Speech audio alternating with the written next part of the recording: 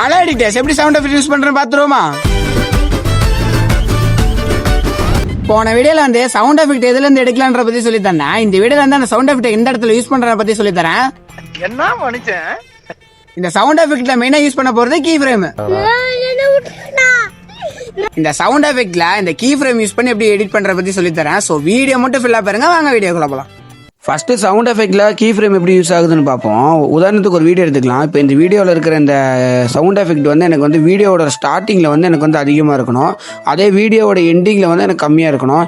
இதுக்கு வந்து மேக்ஸிமம் எல்லாரும் என்ன யூஸ் பண்ணுவாங்கன்னு கேட்டிங்கன்னா, வீடியோவோட நடுவில் வச்சு ஸ்ப்ளிட் பண்ணி ஆடியோவை அட்ஜஸ்ட் பண்ணலாம், இந்த ஸ்ப்ளிட் ஆப்ஷன் யூஸ் பண்ணி. ஆனால் அது பண்ணிங்கன்னா உங்களுக்கு வந்து வீடியோ வந்து கரெக்டாக வராது. ஸோ அதனால தான் வந்து இந்த கீ ஃப்ரேம் மேலே இருக்கா பார்த்தீங்களா, இந்த கீ ஃப்ரேம் வந்து யூஸ் பண்ணுவோம். வீடியோவோட ஃபஸ்ட்டில் வந்து ஒரு கீ ஃப்ரேம் ஆட் பண்ணிக்கிறேன். அதே மாதிரி வீடியோட கடைசியில் வந்து ஒரு கீ ஃப்ரேம் ஆட் பண்ணிக்கிறேன்.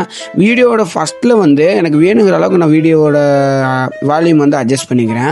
அதே மாதிரி வீடியோவோட லாஸ்ட்டில் வந்து எனக்கு வேணுங்கிற அளவுக்கு குறைச்சி வச்சுக்கிறேன். இப்படி அட்ஜஸ்ட் பண்ணிங்கன்னா உங்களுக்கு வந்து ஒரு ஸ்மூத்தான ஒரு சவுண்ட் எஃபெக்ட் கிடச்சிரும். நெக்ஸ்ட் வீடியோவில் கேப்கட்டில் எக்ஸ்போர்ட் பண்ணுற வீடியோவை இன்ஸ்டாவில் எப்படி ஹை குவாலிட்டியில் அப்லோட் பண்ணுறதுன்னு பார்ப்போம். இந்த மாதிரி எல்லா சீரிஸையும் மிஸ் பண்ணா பார்க்கணும், ஜஸ்ட் பேஜ் ஒரு ஃபாலோ பண்ணிக்கோங்க. அப்புறம் நான் நாளைக்கு பார்ப்போம்.